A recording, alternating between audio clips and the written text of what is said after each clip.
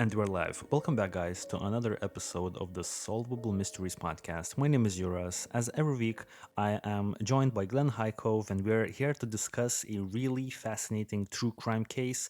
How are you feeling, man? Hey, I'm doing okay. I'm pretty interested to talk about this case today because I don't think I'd ever heard of it. And then I went and I was like, wow, there's a lot of this is like a almost a Maura Murray level thing in some parts of the country. Exactly. I think one of, or at least a few of our commenters have suggested this case quite a bit.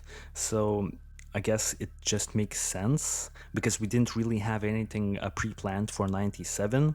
Um, so we just decided to do the Brandon Lawson case. It's a very fascinating case. I will say I have heard of it before, but after doing quite the extensive research that I've done over the last few days, I think I'm ready to discuss this case. I found out that it's like a mess. The timeline in this case is a huge mess.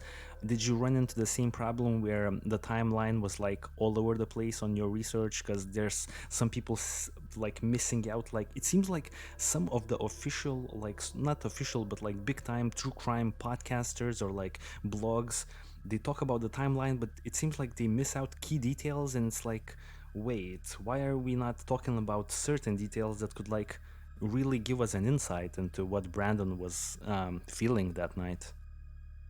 Yeah, I mean, I think it's even complicated more also on top of that by the family and then the sheriff are kind of at odds. And then, at one point, which we'll get into, like his brother, his brother was kind of like lying to law enforcement that night because he thought one thing was going on. He didn't realize, that like his brother had actually, Brandon had actually called the police, and then he had like the brother has literally gone to jail, gone to prison, and then gotten out of prison since then. So yeah, there's a lot of stuff complicating this, and it's been some good period of time too as well. So you know how it is, how like things come to light and people's stories change, and Yeah. it'll be really interesting to hash this thing out. Exactly. Well, I think we definitely can do like the vanilla, I would say, structure for the podcast. So let's go over the actual events. I guess we have a bunch of questions, at least on my end. I have a bunch of questions that I want to answer. And then let's jump to the theories and let's try to really find out what happened to this guy. I don't think we will, but I think we could definitely have a very productive conversation here. So, in respect to the timeline, I think we should go over it together. I will be stopping at certain points in the timeline just to ask for your opinion. Maybe you have heard some more information in regards to certain timestamps. So let's jump right into it. So it's all happening in 2013. So Brandon Lawson has been missing for multiple years now, and it's all happening on August 8th, 2013 in Texas. Brandon Lawson was a 26-year-old man, a father of four. Living in San Angelo. He was a oil field worker, and he was returning home from his shift at an oil field.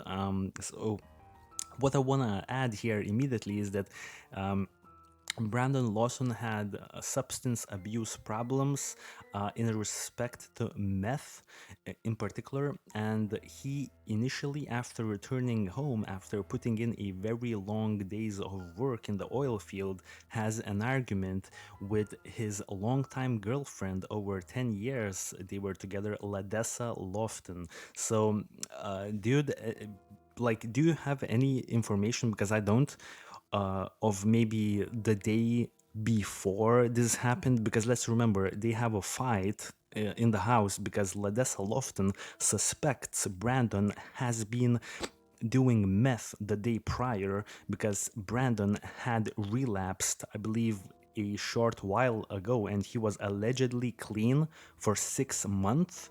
But now Ladessa, his girlfriend and the mother of his three children, one of them he had with another woman, now suspects he has been taking meth the day prior. They have this incident at the house. They start arguing. This is all I have. Do you have any more um, information on the initial argument?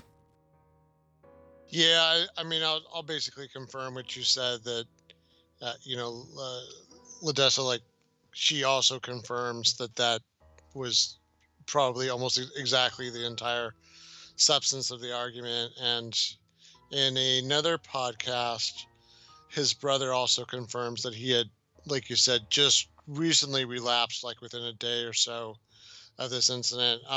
Is it okay if I throw in kind of Of a course. quick couple of disclaimers about the topic? Because I think it might be good to get this out in front. So, like, because we want to give, I guess, I want to kind of give people a balanced view here. So, on one hand, like you said, we're going to talk about somebody who, um, in one way, in some ways, had a lot of issues with a specific drug, like you said, which is meth. Now, it's worth pointing out that that's also what a lot of people across the world, and especially in America, have substance abuse issues. Now, meth is certainly one of the bad ones, or one of the very addictive and destructive ones. But so is alcohol, and so is like sugar.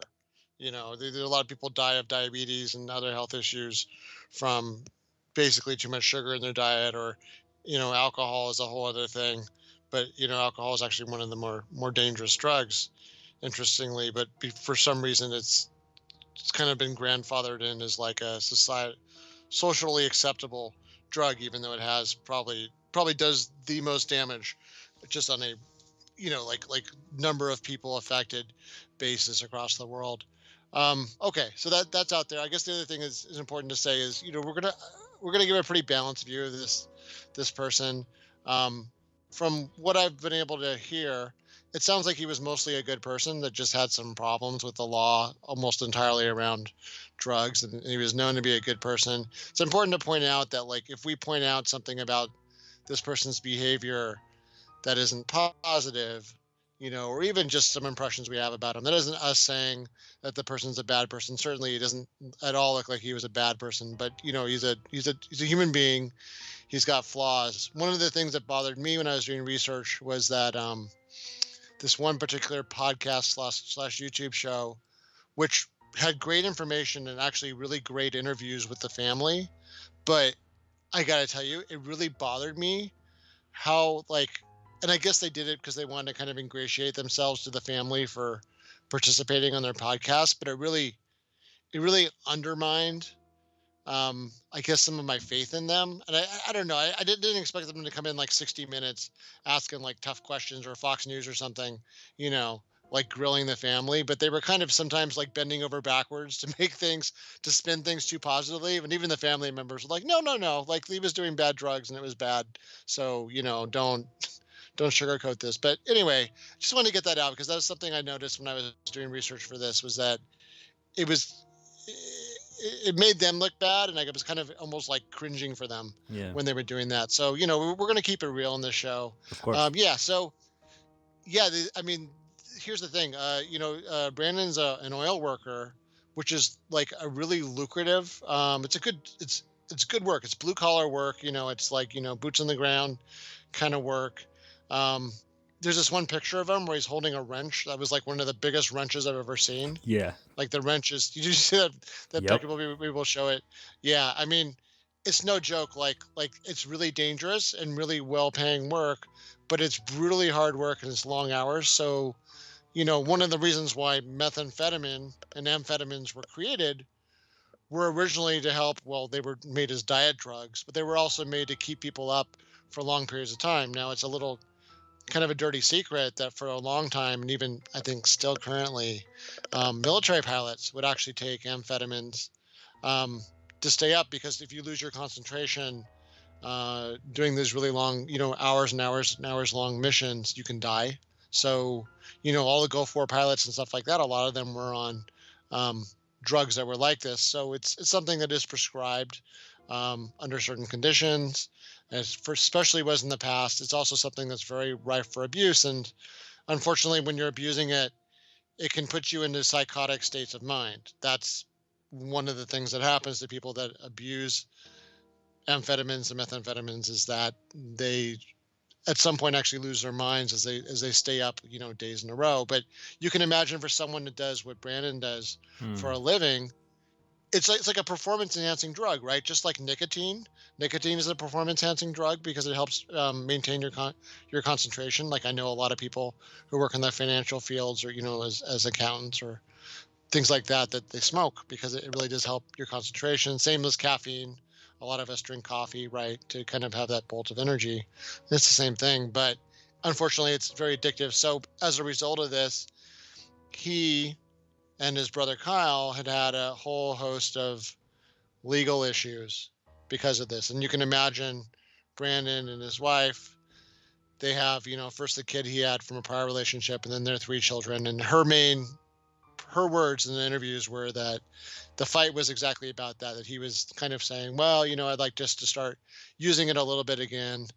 And, that's kind of the cycle with someone that has an addiction to anything, is that they have this kind of draw. They can't handle it. They can't handle it. It's going to, a little bit's going to turn into a lot of bit. Right. Yes. So, and then their life's going to spiral out of control. And it's going to be the same problems. And I think that's what she was like, seeing this like chasm opening up in their future again. And what she was especially sensitive about, in her own words, was that she did not want that around their kids, Yeah. because it was one thing when it was just them. She said actually at one point she was also dabbling in it, but she apparently was able to shake the habit. It wasn't that strong a draw for her. But yeah, now that they've got these three young children, well, four young children, I should say, um, she was really worried about, what it could lead to and how it could affect their family Right, life. So, rightfully yep. so. Rightfully so. I think you would agree, right? Because I think Yeah. a lot of other podcasters, or like I've listened to three podcasts in total when I was researching this case, and some of them, like some of the people on those podcasts, they were kind of portraying this narrative that it was surprising to everyone that he was taking meth and was able to do like 60-hour work weeks in the oil fields. But as you've just said, because I didn't realize this before, meth can actually like enhance your performance if you're doing like hard work for like a prolonged period of time. So now it definitely makes sense. I Yeah, yeah. Yeah, I'll just interject. I mean, one of the biggest, it's not haha funny, but one of the biggest jokes about people on meth and Adderall and things that are like, they're all kind of the same vein, is that you in the opening stages you get a lot done. You'll like clean your whole house. Whoa. That's one of the symptoms that somebody, yeah, that's one of the symptoms that somebody is on something like meth or some kind of amphetamine, is that they'll suddenly like get really busy and they'll clean their whole house and they're doing all this stuff and you're like, why'd you just vacuum the floor four times? Whoa. Well, that's why. but Jeez. but yeah, for something that maybe isn't that cognitively demanding, so it's super hard work, but you're not balancing budgets and like doing rocket science when you're working on an oil rig. You have to concentrate Yeah. for sure, and it might, that might be counterproductive. But yeah, it's just backbreaking, like you Okay. said, 60-hour shifts. So Yeah. yeah. Yeah, man. I think let's jump right into the timeline. So Brandon arrives home, right? They start arguing, and late in the evening, on the 8th of August, Brandon calls his father and tells him he is driving to his house. Now, his father, during the call, unsuccessfully tries talking him out of it. Now, a little information. As we can see, Brandon lives in San Angelo, a town in Texas, and his father lives in a town called Crawley next to Fort Worth. Crowley, I would say. Now, the interesting part here is, and I want to jump to the route, right? So, this is the route that Brandon would have decided to take. We can see on the visuals here, it would have taken him 3 hours and 46 minutes, and it's in total 232 miles. So it's a very long trip for a man who, I think the family was kind of suspecting maybe he's on drugs right there. So they were like really trying to talk him out of making this super long drive in the middle of the night. And now I think the concerns were valid because, well, I'll get to what he actually does very shortly. So we can see that, so he calls at 11:30 p.m., so half an hour before midnight. Now 11:53 p.m. he actually leaves, so 23 minutes after the phone call he actually leaves San Angelo, and he was heading for his father's home in Crowley. Now, on midnight, Brandon's wife Ledessa. Well, it says wife. I don't know why it says wife because apparently they weren't married yet. Ledessa, his girlfriend, calls Brandon's cell phone and asks him to return home or go to his brother's house, and then Brandon refuses. So, 7 minutes after Brandon leaves his San Angelo house for his father's home, 7 minutes after that, Ledessa calls him. He's like, I ain't turning back. I'm going there. So Brandon's brother Kyle arrives at the Lawson's home at 12:10 a.m. So 10 minutes after that, Kyle Lawson, who will play a big part in this case, arrives at the home to check on Ledessa and the children. Now, this is the first time I want to ask for your input. Who notified who notified Kyle to go to Brandon's and Ledessa's home? I think it was perhaps the mother of Brandon, or was it the father of Brandon? Because I think it's someone from the family who called Kyle and said, "Go check up on Brandon because he's acting crazy." Or was it Ledessa? Because I have no idea. Yeah, I guess so. I don't know if Ledessa had called the mother, maybe because they'd had this fight and she was worried. But the mother, his Brandon's mother, Yeah. called Kyle, and apparently Kyle at that point lived in the same street as Brandon, or at least one point he did. He lived, I believe, at this point he lives in the same street as Brandon. Yeah. So it would have been really easy for him to, you know what I mean? He would have been the closest person to kind of intervene in this. Yeah. Let's face it, it's a crisis at What, this point. once again, with the location of Kyle's home, I hear two different versions. I will talk about them really shortly. Now, okay, so an interesting part. I think it's a good time for us to talk about this area. Okay, so for everyone watching this on the YouTube channel, you could see the Google Maps right now, the route that uh, Brandon should have taken to drive to Crowley, the house where his father is living. Now, as we can see, he was supposed to take oh crap, road 67, as we can see, right? He was supposed to take road 67, but now look at what he does. He actually doesn't take, because road 67 will lead you, after 3 hours, like 4 hours, I would say, to Crowley. He doesn't take that. At this particular intersection, right here, he decides to take road 277. I mean, 277, yeah. 277 is still a road that you could take to get to Crowley, but it will take you super long. One of the theories was that he had an actual warrant for his arrest and he was trying to avoid cops. But I think I'll want to ask for your input here a little bit. Why do you think Brandon decides at this particular area right here? Why do you think Brandon decides to take 277 as opposed to 67 to go to his father's? Why the hell does he take a route that leads him in the northern direction, not in the same direction where he was supposed to get to?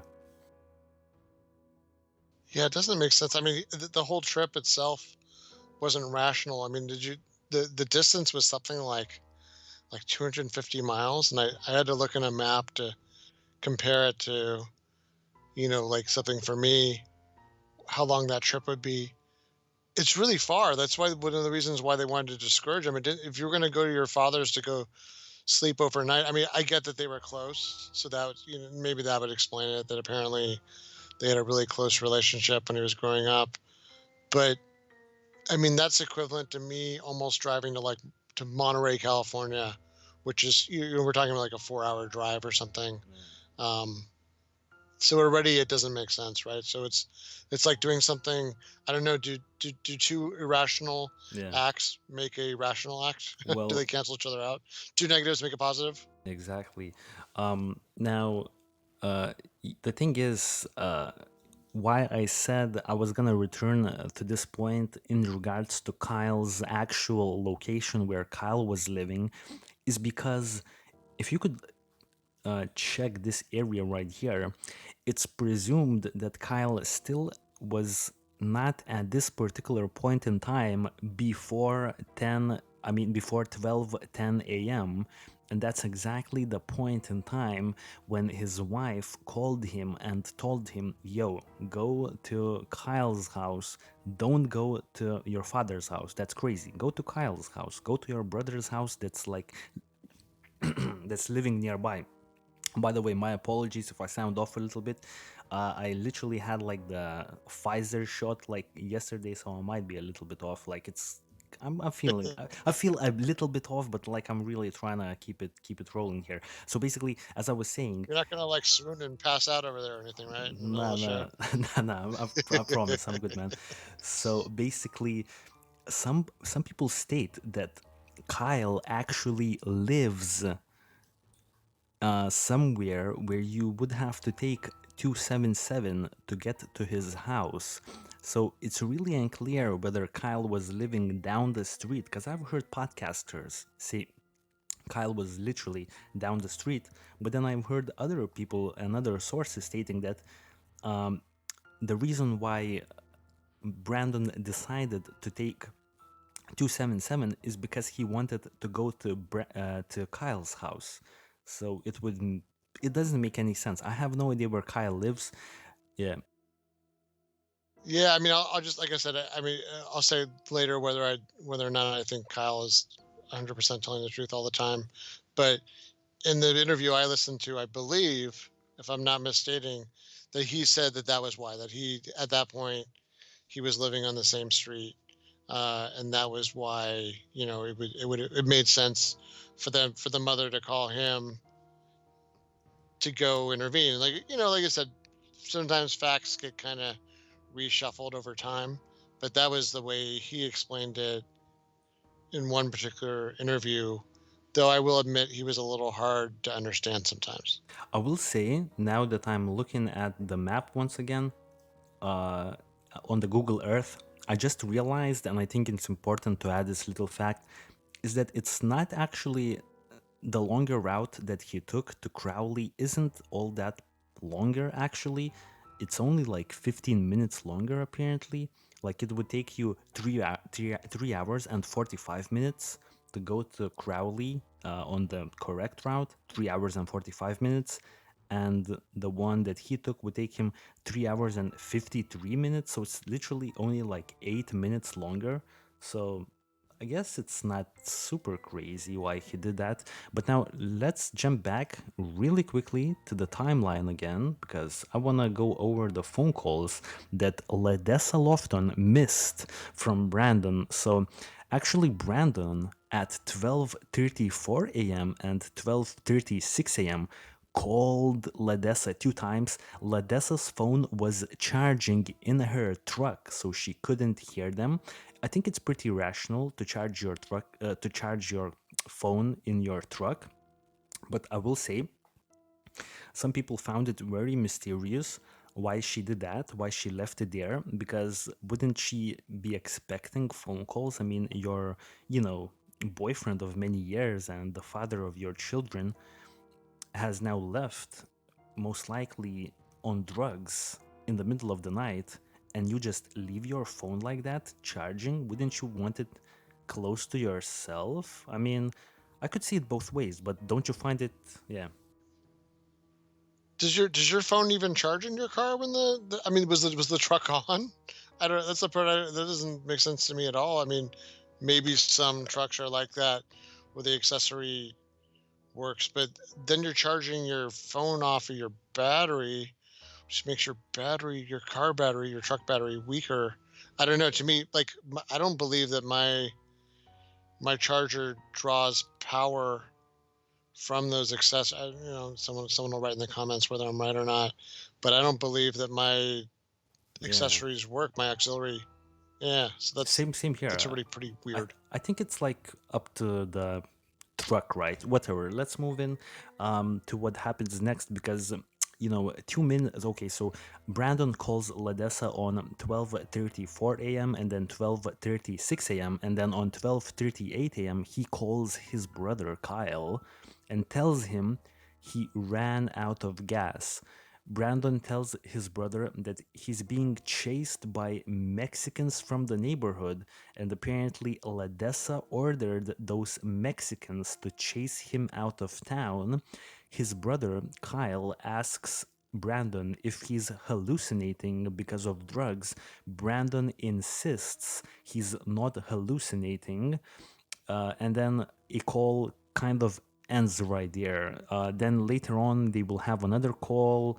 I will go into that, but and I think there were two calls made in short period of times, and then like Kyle apparently was going to the gas station to fill up a gas tank for Brandon, but only then realized that he doesn't have the money to pay for the gas, so he then tried calling Brandon again and asking him if he had money so he would go to him, get the money, then go back to the gas station, fill up the gas tank, then go back to Brandon. Like, this is what I'm talking about. This is why it's like all over the place. I think we should only stick to like the very important timestamps. So, dude, anything you want to add on the 12:38 a.m. call where Brandon says to Kyle, I'm stuck, I'm out of gas? Oh, well, I'll just real quick reference the Mexicans thing. So this is like the infamous Mexicans quote. Both Kyle and let's just call her his wife or his common law wife, because if you have three kids with somebody and you live all that time, I mean, I don't think that they're really a girlfriend anymore. In some places, they're basically your wife. Yeah. Um, both of them said that, quote unquote, he didn't know any Mexicans, which I don't understand how you live in Texas and don't know any Mexicans. But I mean, I don't, maybe their neighborhood is Yeah. whatever it is, their social circles. Maybe I don't know how it is where they live, but um, yeah. Anyways, whatever reason, there wouldn't have been, I guess, any groups of people that he associated with that fit that description. And she said that he used to hallucinate and say crazy stuff like that all the time when he was. Maybe Yeah. this is one of the main sticking points with that sort of thing. But yeah, I mean, the other thing I just couldn't help but note is, um, I mean, gas. How do you not have enough money to put gas in a gas can? That's Yeah. what, like $10 worth of gas at the most. I mean, how much could it be? Yeah. It seemed really strange to me. Like, wow, either he's super impoverished, which then I really feel bad for him, or I don't know, or there's like a low trust level for his brother. I don't know. It seemed pretty odd. Yeah. I mean, that's, yeah, the gas money. I was like, oh, come on, man. You don't have the gas money on you right now? Because, well, I don't really I know mean, what. what's your time worth? They're like, I'm gonna pick you up, and then we're gonna drive back to the gas station, and then, you know what I mean? Like at the end of the day, like, I mean, I guess if you're impoverished and you have more time than money, maybe that makes sense. But otherwise, it doesn't make sense to me at all. Well, he had enough money to fill in his own car with gas. Yeah. So it's like, So what what's. the hell's going on? Yeah. Anyways, this is the location. Now I have two locations because I found on findbrandonlawson.com, I believe the website is called. They have it as this location where the Ford F 150, the truck that Brandon was driving, was stranded. Some people say it's this place. founded more people saying it's this place, so let's go with this place. You know what I mean? It's once again with this case, there's so much like inconsistencies online. It's like crazy. Let's go. So this is apparently the area where Brandon Lawson is now being stuck, and he calls his brother. So let's just keep looking at, because apparently somewhere in here in the thick bushes, right? Well, the car initially was stranded in a manner where the back end of the truck was actually sticking out on the road, and that's one of the reasons why police officers will respond to this truck pretty soon. Now, I will say on this Google Earth, we can see cars on either side, which is pretty crazy. I mean, I know it's the middle of the day when the Google Earth car passed, but still, I was kind of expecting there to be literally no one here. But like, we see three cars, so it's maybe not as desolate as I have thought initially. Okay, so what happens after the 12:38 a.m. call where Brandon calls Kyle to inform that he ran out of gas? Basically, Kyle then calls Ledessa and tells her that her husband, pretty much Brandon, ran out of gas. I don't know what they do next. There's like a whole thing where like he goes and picks up like a gas can from Ledessa, then he finds out that he doesn't have the money to pay for the gas. Like a whole situation goes down there. Let's not focus on it because it's just gonna make it a lot harder for the audience to understand what's happening. But 8 minutes after that, Ledessa misses a third call from Brandon. So I want to stop here and ask you, why do you think Brandon was so adamant on calling Ledessa three times? Now, we know why Ledessa is missing these phone calls because she was charging her phone in her vehicle. But then again, she doesn't miss the phone call from Kyle. She only misses the phone calls from Brandon. Now, I'm not saying that Ledessa put up a hit on Brandon with the Mexicans. I find that line of thinking kind of hard to believe. But I will say I found that particular point interesting, but we will not figure this out. I want to ask you a question. Why do you think Brandon is trying to call Ledessa three times at this point? It's because it seems like he tried to call her the most. So they just had this big fight. Why is he calling her? Yeah, I think that's why though. I mean, I think that's exactly why because it's this big marital fight, and either you're trying to make up or you're trying to get another word in. Like, oh, I just thought of more stuff that makes me mad. Let me go, like, tell you. Well, you should let me do this because I let you. Blah blah blah. That's that's what I think. That's why he keeps trying to call. The other thing I was going to say is, if this was happening now, what's crazy is I've noticed this, because there's so many scam calls going on now. That wasn't happening back then, but now it isn't unusual that I'll miss, like, the phone company is actually filtering Yeah, calls sometimes, it seems like, from me to other people and vice versa. So like I'll get the crap call I don't care about, but then when my wife calls, like, we've noticed this, but that wasn't happening in 2013. So that's just yeah. worth noting in case anyone's listening and they're like, oh, that happens to me too. Because it does a lot these days with all the phone problems and the scam calls. But yeah, back then that wasn't really a thing yet. Mm, right. Um, Yeah, but but I guess yep. one of the things. So just to be clear, the place where the truck was found, is it the crossing right over there by the Colorado River? No, no, no. Is It's that not. the It's not. It's not. okay? It's not. Yeah, Because that's that. It's close, but it's not. It's not like I know that we're immediately trying to find out if he drowned in the Colorado River, but it well, was no, not there. Yeah. okay. The only reason why I say that is in one of the phone calls that was referenced, there's a noise. I think it might be later on in the 911 call, but his brother says, "Oh yeah, I know that sound. One of the sounds," he said was actually from the bridge from when cars cross over it. Let's see. So Let's that's the see. only Let's reason see, why. dude. Because we can measure it at actually. Let me just quickly measure it. So because this is the bridge, I definitely know what kind of bridge you're referring to. His car The bridge is 1.1 miles in the northern direction from his car, like this bridge. You know what I mean? Like this is the bridge. The bridge is 1 mile away, so he could have definitely walked there eventually. You know what I mean? But like his car wasn't really found right next to the bridge, if that makes sense. For But some reason on the screen I'm only seeing the big. I'm not seeing exactly what you're seeing on your screen. oh, Just yep. perhaps Yeah. right. I think I'll try to fix it Okay. soon. Yeah, no worries.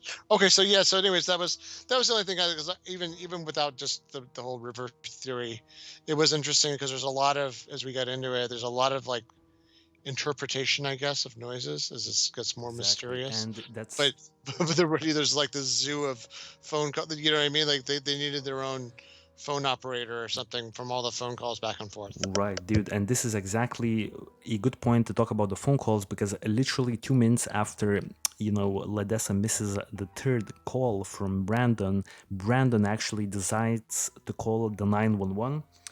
And yeah, I have a whole thing prepared here to analyze the 911 call a little bit here. So, the first thing I want to do, I want to play the 911 call a couple of times for everyone to try to realize what, Brandon was actually saying. And then after we play the 911 calls, I'll talk about the points where people actually hear another person saying, protect yourself, and then gunshots in the 911 call. So let's listen in. 9/2013 0:50 and 38 seconds. 911 emergency. Yes, I'm in the middle of the field. The Saper just pushed some guys over. Right here going towards Javelin on both sides. My truck ran out of gas. There's one car here. The guy's chasing to the woods. Please hurry.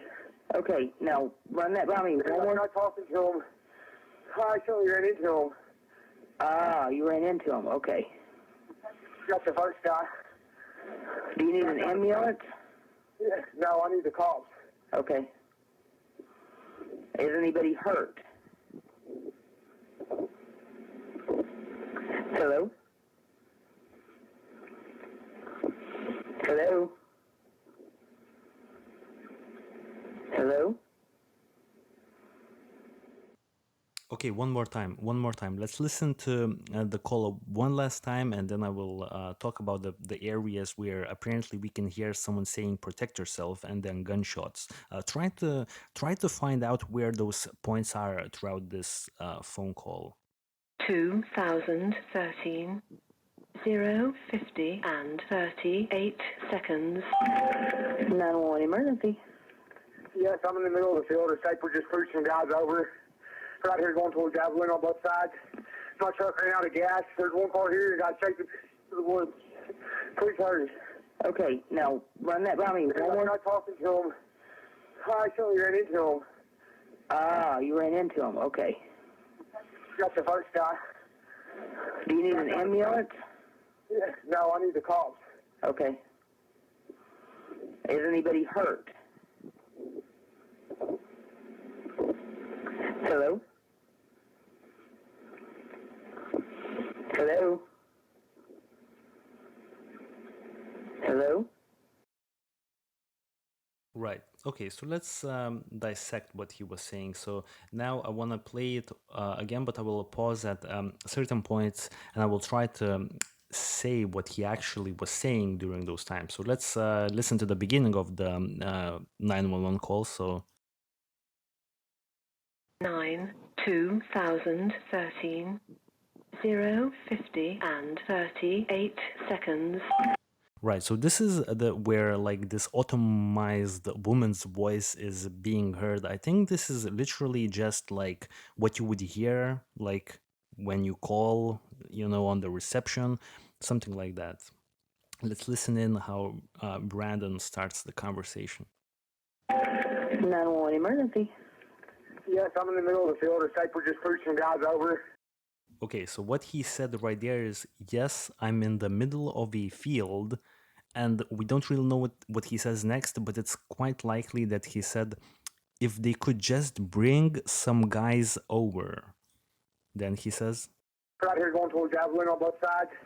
My truck ran out of gas. There's one car here and got taken to the woods.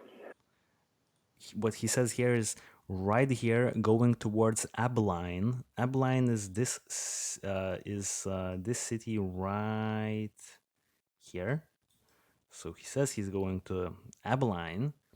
On he either says on both sides or on Bronte side, because some people believe he says on Bronte side, like this little town. So I'm quite inclined to think he said Bronte side because it doesn't make any sense to say on both sides. What the hell would that even mean? Then he says, my truck ran out of gas.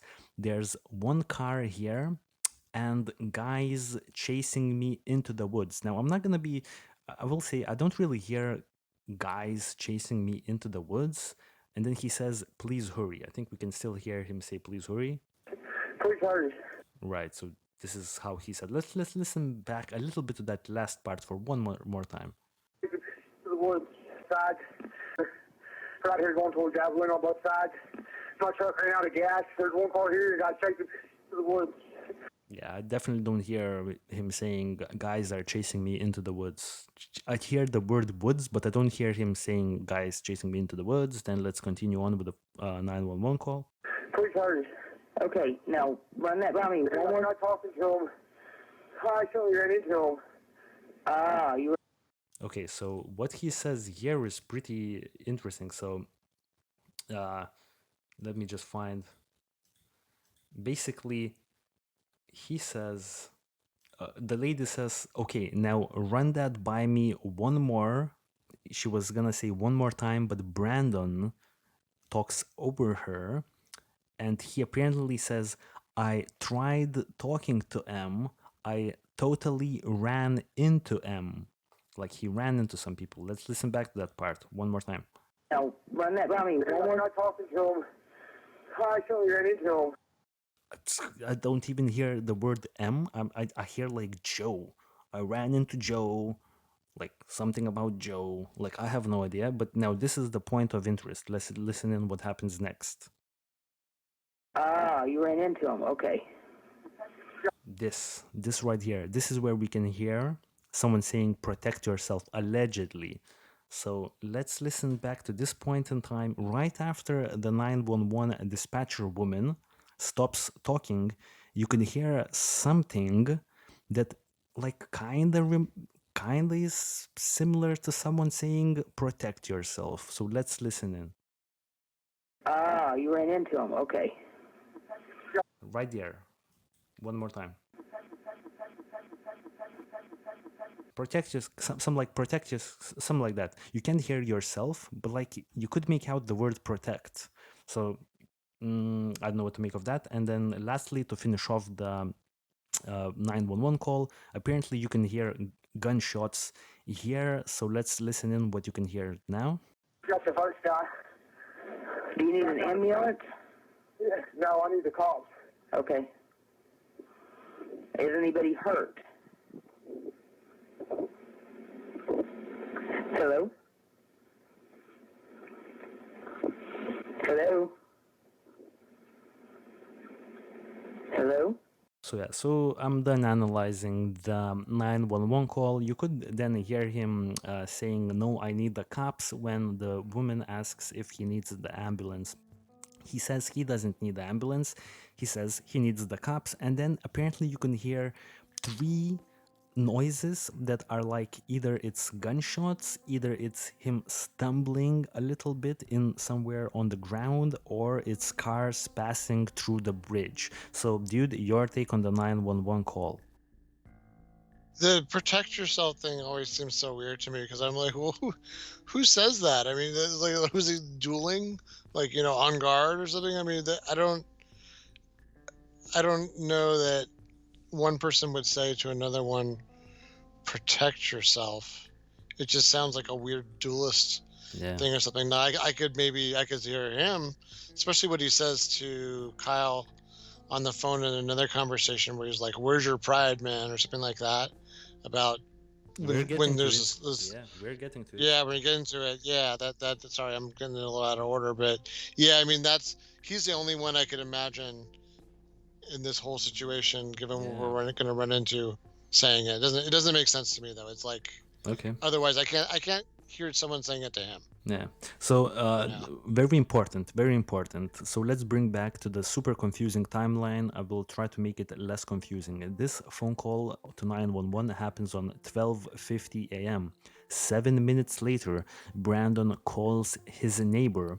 The neighbor doesn't pick up the phone initially, but then tries recalling Brandon 3 times unsuccessfully. So, why this is important?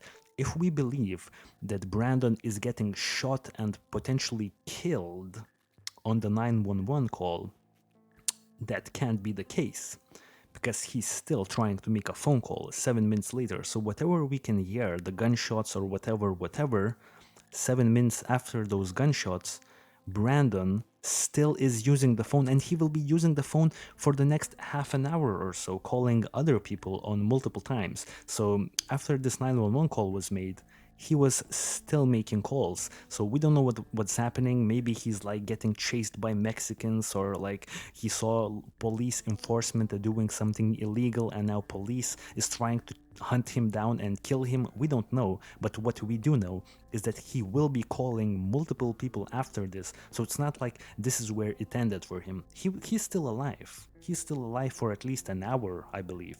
Okay, so let's see what happened next. 1 minute later, the neighbor tries to call him 3 times, is not successful.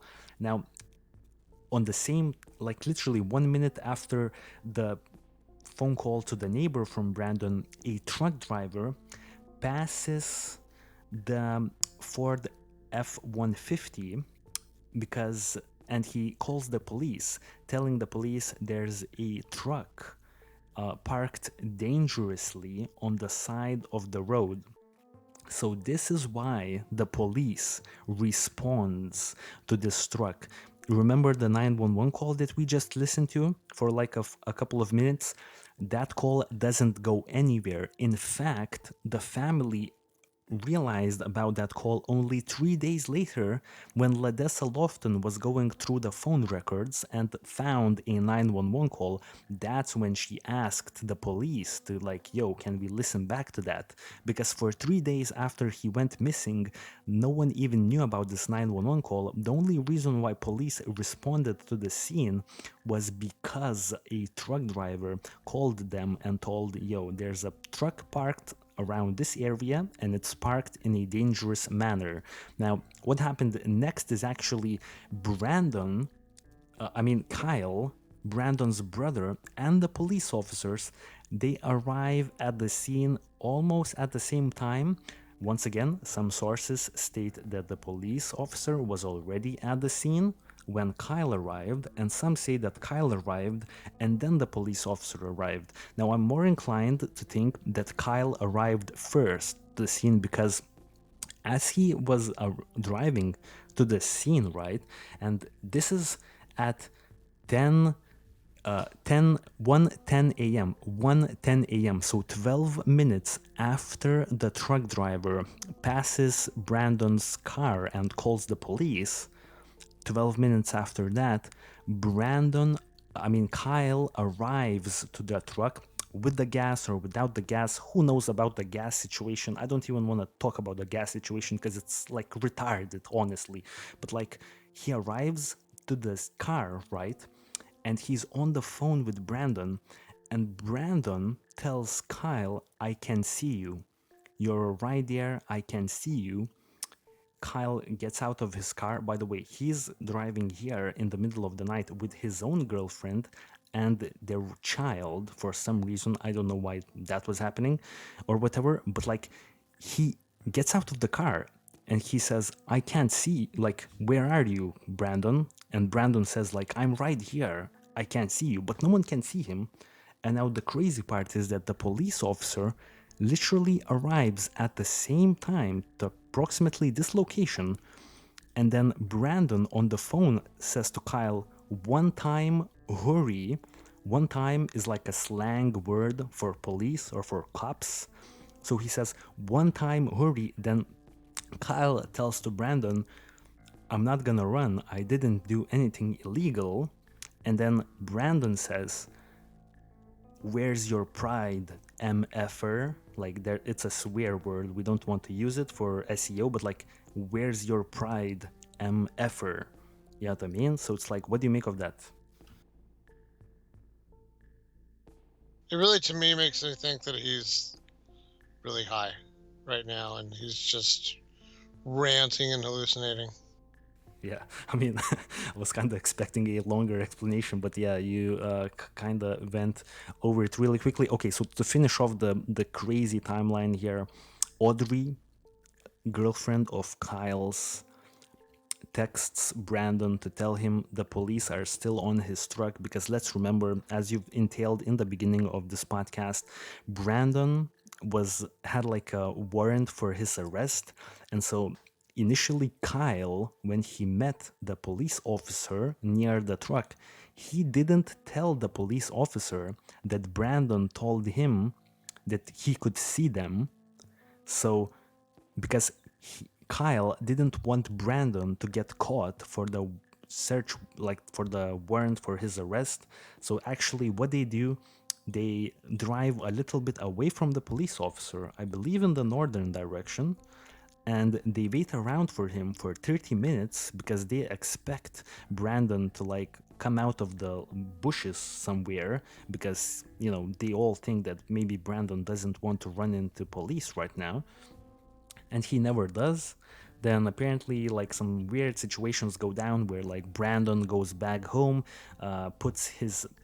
Kyle goes back home, puts his daughter to bed, I believe, puts his wife to bed also, then returns here with a friend like at 7 a.m., leaves a gas, like a gas, like I don't know, like a compartment filled with gas in the back of the truck, but Brandon doesn't show up. And then 8:30 a.m. in the morning, his truck is towed. And then shortly after that, a missing person report is filed. No one's seen him ever since. It's been, what, like 8 years almost. So yeah, your take. Yeah, I mean, I guess my first impression is, depending on what you think happened that night, you kind of get a sense for why. What's her name? Ladressa? Is her name? I always get her. Ladessa? Yeah. I always get her name messed up. Yeah, you can see why maybe she was concerned, right? Yeah. I mean, if this was all a result of somebody not being able to handle themselves when they're on drugs. I mean, look at all this drama. This guy's like driving all over the place. He's calling. I mean, you could say, oh, it's a chicken and egg thing, because what if they hadn't had to fight? Maybe he would have been, but he would have been home high around the kids, right? And who else? Who knows? Maybe this is what he does when he gets high like this, is he goes on these like adventures, and you don't really want to be around somebody hallucinating, right? And weird and ranting. But yeah, look at this. So because of, I would say, the drugs, like he's off on this crazy adventure, calling people, even calling 911 on himself basically at some point, and he's got a warrant. And then his brother, who, there's not a ton of detail on this, but also has his own legal situations, gets like enmeshed in this drama, and now he's got to take time out of his day, and then at one point he's basically lying to the police, right? So there's a whole other set of things that are going on. Yeah, I mean, I guess it's part of the tragedy of substance abuse, and this isn't like to wag my finger at him and like this is all his fault, but it's a complicated issue. But yeah, I guess this is one of the reasons why there are laws about drugs. When people say, well, we shouldn't have laws about drugs, well, because people like this that can't handle themselves on it, you know what I mean? I mean, I would sometimes I say some anti-alcohol things on the show, and I don't want people to think like I'm Mr. Anti-Alcohol, but I've had enough problems with people, not in my family, but people in situations being like really stupid when they're drunk and being violent and being problematic. Not me. You get some beers in me, you could get me like blind drunk and you'd never have a problem with me. But I've seen enough people, both personally and just on, like videos and things like that, where it's like, damn, dude, just like enough people have problems that they can't handle themselves on it. that like it's a major disruption to society in the case in point. So now you've got this guy who's disappeared, and we're going to go into some theories later on about that. But whatever happened, you've got 4 kids now that don't have a dad, Yeah, right? exactly. And this is you got a lot of, in theory, a lot of unhappy family members. So Perfect. Exactly. Your point. I think this is a good time for us to go through the questions. First of all, I just want to say I'm so glad I'm done with the timeline. It was such a hassle, to be honest. Now we could definitely go to the questions. So I see you have your own questions. I have my questions as well. I think we should keep it quite brief. So I don't know, dude. You wanna let's? I see an interesting question you have posted in the shared file, and it's basically asking whether or not he had some connections with drug dealers or like organized crime. To answer that, I think he probably did because like a he had like a previous conviction of possession and of like illegal substances and the intent to deliver.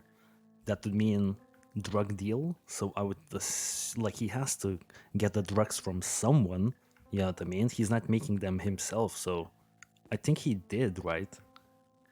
yeah, it was a weird charge, and I'll be fair here and say that some states, especially in the states in that part of the country, have some very strict drug laws. So sometimes when you have what to everybody else in the rest of the world would be a relatively small amount of a substance, they'll throw the book at you and say, oh, you were trafficking, you had, it used to be, no joke, in Nevada, 10, 20 years ago, any amount of like marijuana was a felony, which is crazy.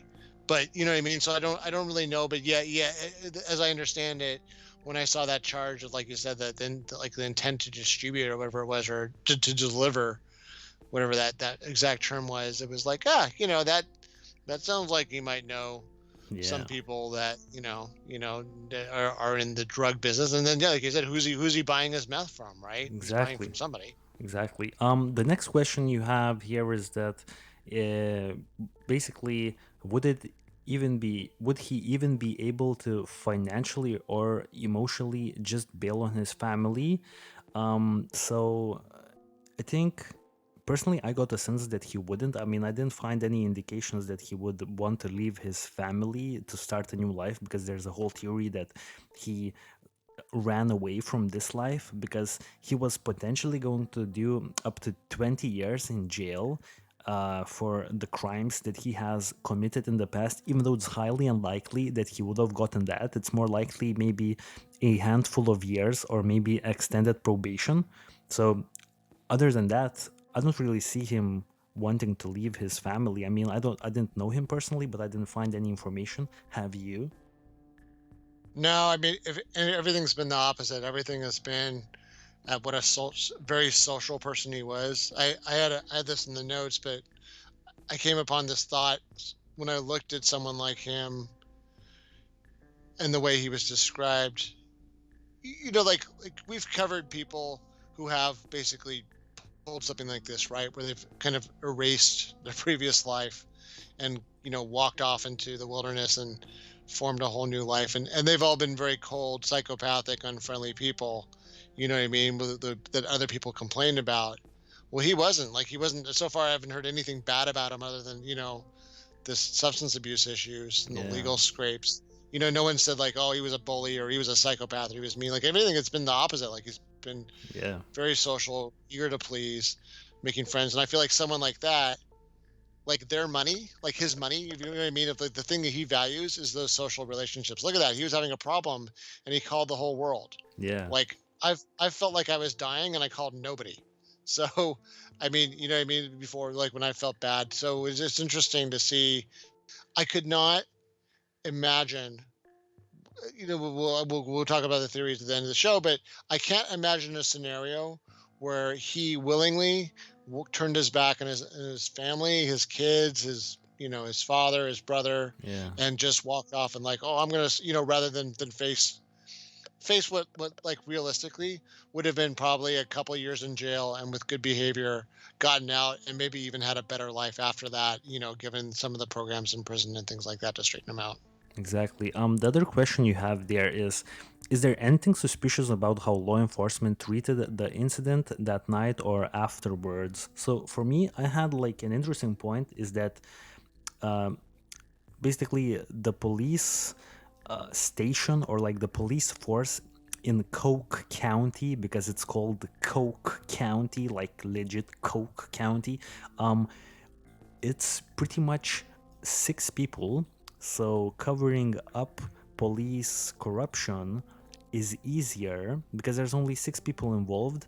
Then another interesting point is I believe to this day we still don't know who the 911 reception woman was. Apparently she worked for an old care home for old people because the area is so small. There's no need to keep a designated 911 receptionist. So actually, it's just some people who are working at the care home. They were putting in double shifts as 911 reception callers, receivers of calls. So the fact that we don't know who that woman is to this day is quite interesting, and the fact that the police chief of Coke County said explicitly, he said, "We have no leads, nothing." Nothing. He said nothing 2 times in his official statement, which is kind of unusual. Usually, they don't really disclose how much information they have, but now police is saying, "Nope, nothing to see here, guys," almost like that. So other than that, I mean, it's kind of weird these things, in my opinion. But Well, now that you say that, it makes more sense because, like, I mean, so this little random trivia about law enforcement, at least in the United States. Big open kind of rural areas like that tend to be covered by a sheriff's department, while a city, like a suburban or urban area, is more likely to have like an actual police force. And like you said, the difference is just the amount of space to cover, and they're often understaffed.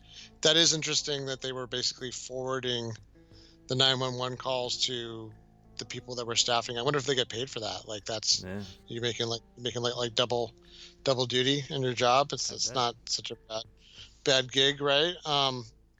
Yeah, I mean, so one of the weird thing was, I hope I'm quoting this right. One of the social media posts some years later was sort of something.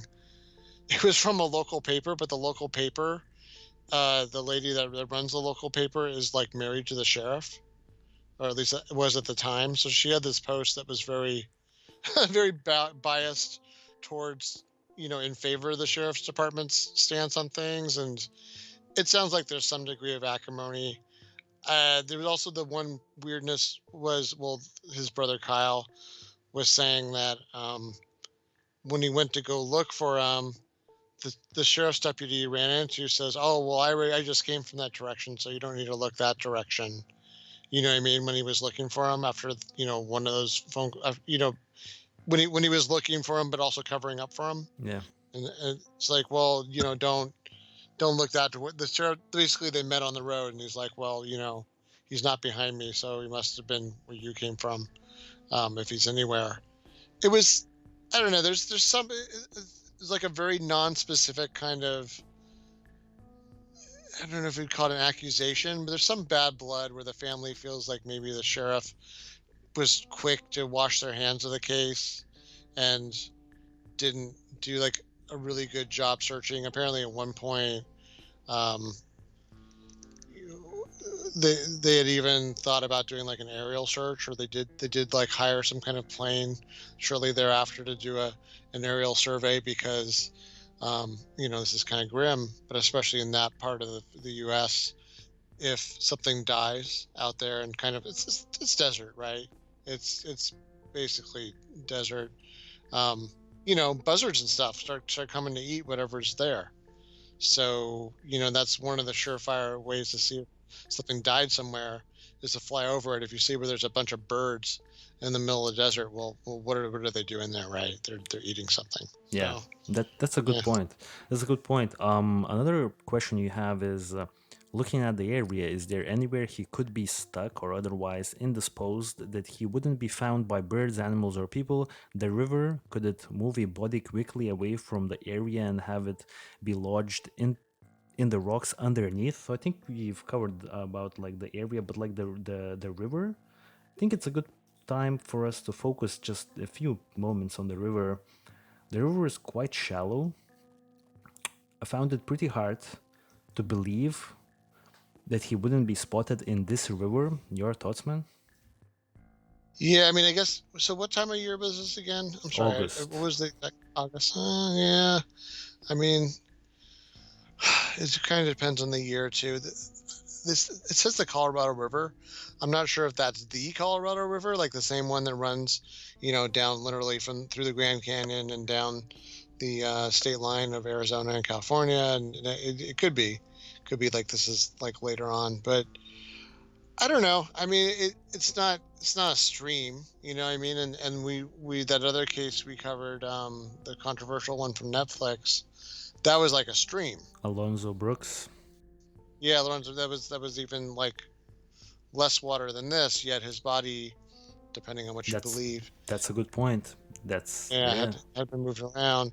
So that's, I mean, this is I've it's funny because this is always my go-to theory, whether it's like Brian Schaefer or we've had a couple of other cases like this where I always look to see if there's a body of water. Like if this has happened in the middle of like just a spotless desert with not a drop of water or body of water nearby, I'd be more hard pressed to explain what happened. And there are cases like that where even those people have been miles from where people thought they were. But in this case, I'm like, well, what could happen? Like, what could move a body in a way that you wouldn't find it by searching the brush or, the animals? But I don't think it's a perfect explanation. It's just the only thing that I can think of that even slightly makes sense. Right. A few other questions you have is was Kyle evasive or deceptive during the interview? I would assume you're talking about the interview he did with Crawl Space podcast. He kept saying to be honest, and I have heard this is usually a warning sign the person is lying or tends to lie in general. It's supposed to be all subconscious.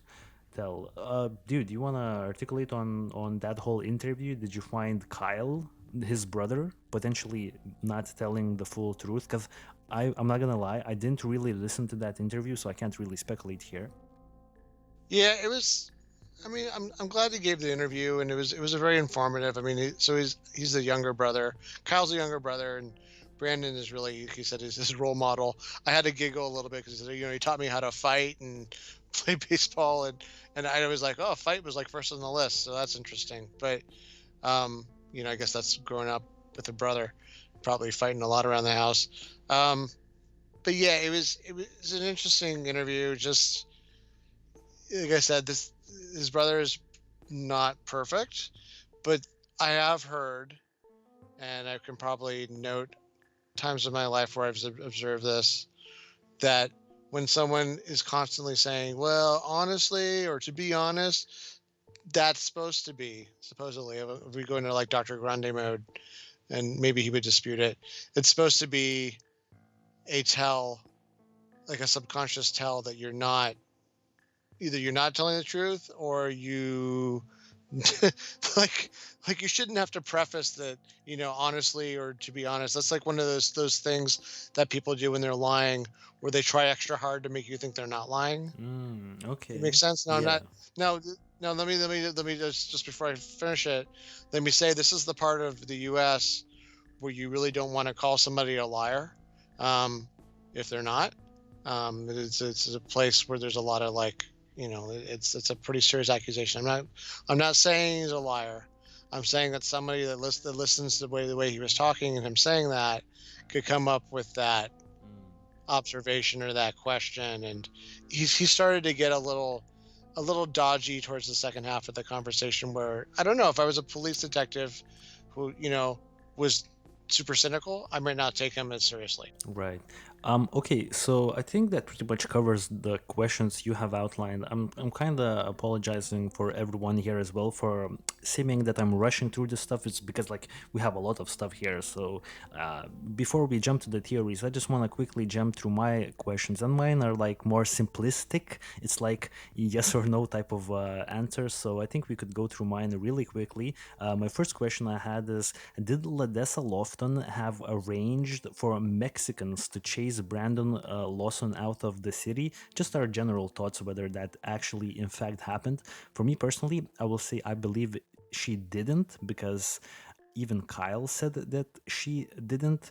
Um, and there didn't seem to be any Mexicans living in the neighborhood from what I've gathered, and Ladessa is not doesn't know a lot of them, and just in general, Mexicans chasing him out of town is kind of weird because he already left out of town on his own accord. He did not leave because Mexicans chased him out, you know?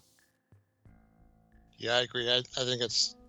I would also say no to that, and if anything, that was the opposite of what she wanted anyway, right? She wanted to come back to the house. Yeah, exactly.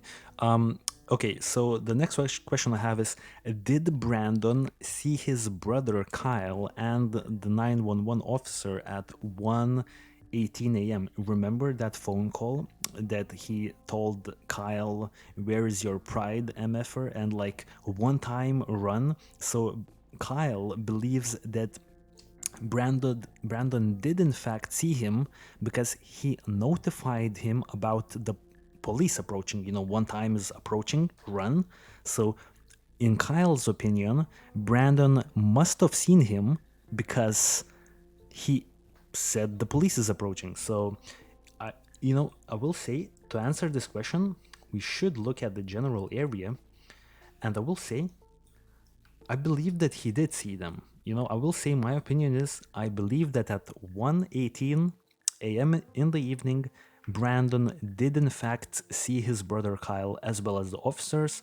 I feel like there's enough room to hide somewhere in the bushes, like maybe I don't know, a good 300 meters into the bush line, maybe on this side right here, and just hide behind the bushes. A police car is fairly notable. Like maybe it had like the lights, like the police lights on. You know what I mean? So I will say I believe that Brandon did in fact see Kyle and the police officer. It's pretty easy to hide in this area from people. What do you think, man? Yeah, I think it's possible. I'd never heard that term before. One time for some reason that as like some kind of code for it, but yeah, that seems totally plausible. Yeah, I think I've heard it, but yeah. The other thing is, I have a question. I don't think we will be able to answer it, but maybe it's a good thought. Did Brandon withdraw his 401k before his disappearance? And if he did, what does this mean? Apparently, he did withdraw his 401k, like with his current job, because he was starting a new job, I think. So some people speculate that maybe he withdrew this money to start a new life. Now, I don't really know how the whole 401k works and withdrawing it and what's that all about. So maybe you could like shed some light on that whole like field and stuff. Oh yeah, so I'll just really quickly say it's a retirement account that it's sort of like sheltered from tax. You're not supposed to touch it till you retire, but then yeah, because there's like matching funds, and you might want to be able to control it and make changes to what it's invested in. Yeah, under certain scenarios, you would presumably transfer it under a new employer's account, especially if some employers match contributions, which is great. That's like free money. So Oh, you put in $1, they put in $1 up to a certain amount. Um, his father, just to address it real quickly, yeah. father said that there's all kinds of money that's still sitting in accounts that hasn't been touched. So that was one of the things his father put out there is like, no, he didn't run off because why would he not take all these other money from these other accounts? Exactly. The next question I have is: were there more people on the 911 call? I will say the only point of contention, whether there were more people on the 911 call, is that little area in between when the dispatcher says, oh, you ran into M, and there's a split second where you could, on a really, really low audio, like low levels, you could hear someone like kind of say protect, and then maybe the first 20% of the word yourself. So not even the full word yourself, but I could definitely see it being just some muffle sounds that sound similar to someone saying protect yourself. I will say if I had to bet, I would definitely bet there wasn't anyone with Brandon if I had to bet. But if it did turn out to be that there was someone with him, I wouldn't be completely surprised because it did sound like the word protect was said, but I don't think it was. Your thoughts? Yeah, I mean, I'm still pretty cynical about or pessimistic that there was anyone else there with him. But yeah, I mean, there's some weird noises. It's just to me, I don't hear like the gunshots or the weird side conversations, that are being alleged. Yeah. My next question is why hasn't Brandon's body been discovered yet? Um, what, in your opinion, what is like the most likely explanation why his body hasn't yet been discovered?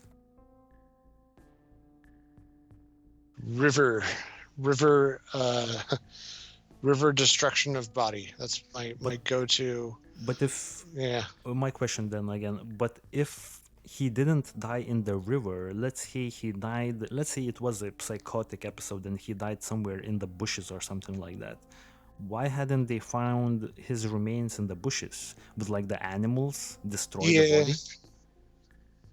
Yeah, I mean that's definitely an area that has animals, and I mean even wild feral pigs that'll eat anything.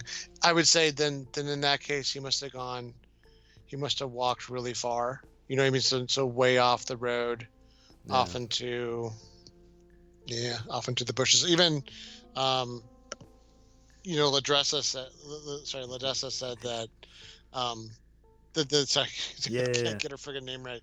Yeah, that it was very possible that he could be stuck in the bushes somewhere. So she said that it was kind of like they went back and forth between Oh, like, well, why haven't they found him yet? But then they were like, oh well, but like the brush is pretty dense in some okay. places. Okay. My next question is why did Brandon take the longer route to his father's house? Because he didn't take. I mean, to be honest, now that I checked the maps, it's only longer by 8 minutes. I think it's not that crazy. I think it was like more of a scenic route. Maybe he was trying to dodge the cops here. I think we've kind of answered this question. Now, the other question I have is kind of interesting. What, dude, what kind of drugs do you think Brandon was on? Because we've all heard the 911 call. Now, it's highly speculated he was on meth, but is there a chance that after his car broke down, he was maybe on meth, acting up, but after his car broke down because he ran out of gas, is there a chance he took some other drugs that made him like act like super crazy? Is there a chance that when he left the house to drive to his father's house, he was still okay, kind of, still on meth, but like he's used to being on meth, but maybe he took something like unknown after he ran out of gas? Is that like a possibility in your opinion? I mean, I think there's always a possibility from what how I've heard his behavior described when he's on meth. To me, it sounds like it's just meth. I think that's one of the things that's really weird about some of these drug markets is where meth is prevalent. It's actually pretty sad, but in some cases, meth is like the only thing you really can get maybe in those areas, or like that's the closest to like I guess that feeling. Right. Like there isn't necessarily a lot of selection, and yeah, I just to me, like if people are saying, well, was he on shrooms or LSD or PCP or something else, and I think no, I don't think so. I think it was just meth. Okay, gotcha. A few more questions and I'm done. The next one is during one of the calls with his brother, and I think one of the calls with his brother's girlfriend, he stated, at least I believe on two different phone calls, that he was bleeding. Now, in your opinion, was he actually bleeding? I think for me personally, there's no way to say, so I can't really answer, but maybe you could like shed some light. Like, do you think he was actually bleeding? Yeah, his dad was saying that because there's so much cactus, there's like some really, really ornery cactus out there with like 3-inch needles and stuff. If you're stumbling around in the dark, I don't, you probably haven't been in desert like that before, but, or not lately. There's like some plants that can really mess you up if you stumble into them. And if I don't know, I could say I don't think that he was bleeding like his arm fell off or something, but I could see like maybe he got scraped up. I mean, crap, I'm bleeding every other week from knocking my leg into the coffee table, so you know. Right. Exactly. Um, okay, so a few more questions. So the other one is, in your opinion, why did Brandon call 911 on himself, but later on stated to his brother, "Run! Like cops are approaching. Where's your pride, MFer?" So it's like, why would you call cops on yourself, but then later on tell your brother to run away from those cops? Some people think that maybe after he called the cops, they did arrive and they tried to like do some harm to him. So now he's like, "Run, Kyle, run! They're not good cops; they're bad cops." I don't really. I will say I think it's like probably drug-induced nonsense, but yeah, I don't, I just don't personally, I just didn't, I don't see him like in the time when he calls the cops, seeing cops do something bad and then turning on the cops because now the cops are the bad guys, you know what I mean? Yeah, it makes no sense. It's almost comical to me when, or I don't know, comical or touching that people are so naive as to try to put rational behavior and turn it into some kind of like anti-cop like conspiracy. You know what I mean? I mean, why would he have not said anything like that about his to his brother, right? Why would he Exactly. say like that's the cop that tried to hit me, or you know what I mean? Like, what doesn't it just? It's to me, people are reaching so far when they do that in like their Right. media driven hate of police or something. I don't know. Last question, it will connect to this question is, Kyle has stated, because Kyle has done multiple polygraphs because police focused on him for some reason initially and he passed all of them. He thinks that the police officer he spoke to that night that responded to, you know, a truck being like parked in a dangerous manner, Kyle thinks that same officer should be subjected to a polygraph as well. Why is that?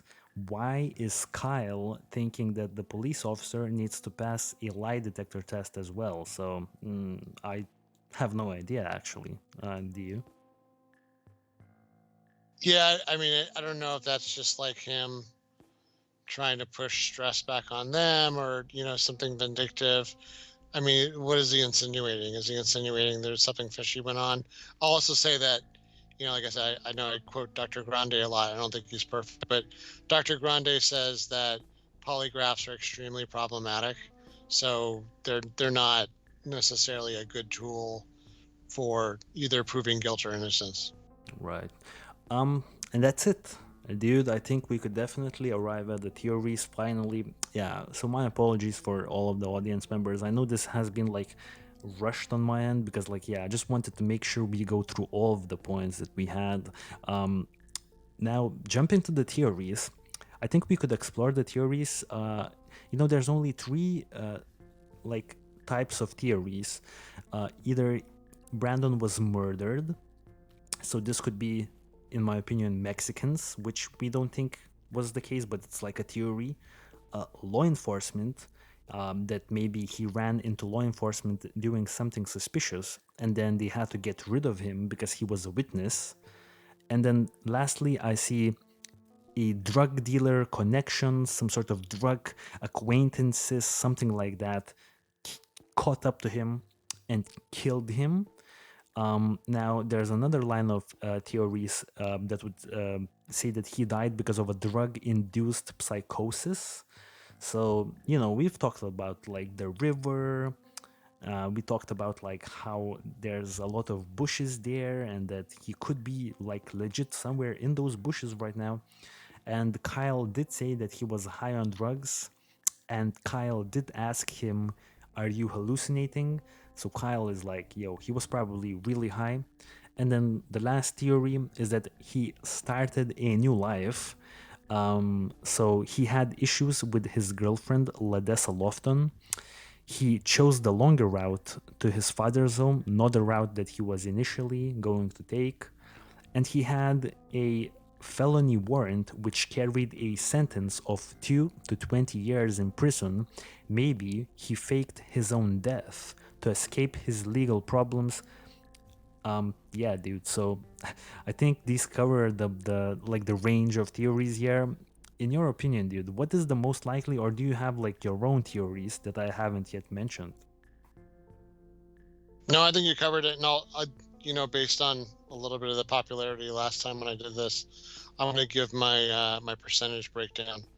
So I figure it's about a 70% chance that he met some kind of misadventure, not involving anyone else, and died, and either his body got swept away by the river, or he's, you know, deteriorating out there in the wilds. I'll give another 15% to the, like you said, the murder or murder conspiracy theories. I think you covered pretty much everything. That somehow he had a run-in with somebody and just wasn't able to properly or comprehensively verbalize it. And then finally, the whole he ran away to start another life thing. The only way I see that happening, given the kind of personality he had and the way he was described, is I would say, if that was true, just hypothetical, that he's still in touch with his family and that they're all lying. I'm not calling them liars. I'm saying that's the only way somebody could see that happening, and what the way someone would describe that.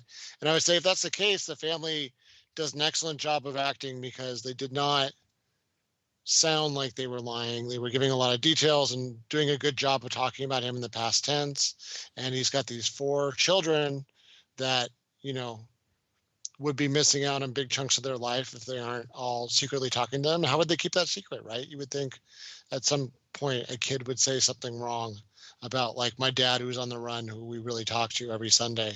You know what I mean? So Oh, from my point of view, yeah.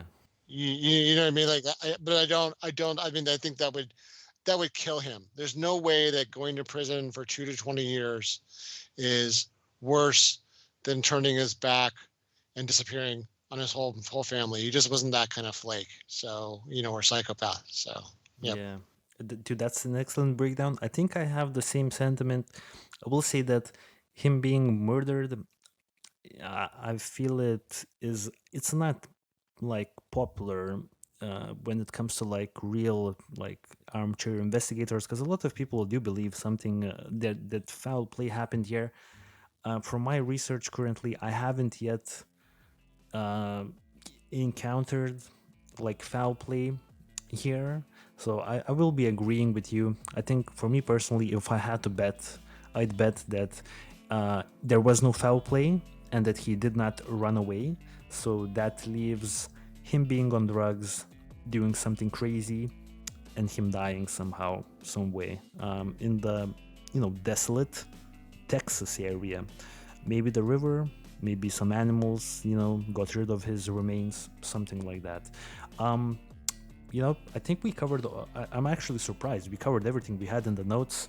I thought we wouldn't be able to do it. I'm actually really happy that we did. The Pfizer shot, I feel like it's like losing its effects on me as like the hours pass. So I'm feeling better and better. So I'm really good. And I guess this was a good show, dude. Before we sign out, anything else you wanna mention to the audience? Hey, just thank you once again. We get more and more listeners and subscribers. Please hit subscribe and hit like, and keep sending us those great comments. Excellent. Yep. I guess we'll see you on the next episode, guys. As always, take it easy, and peace out.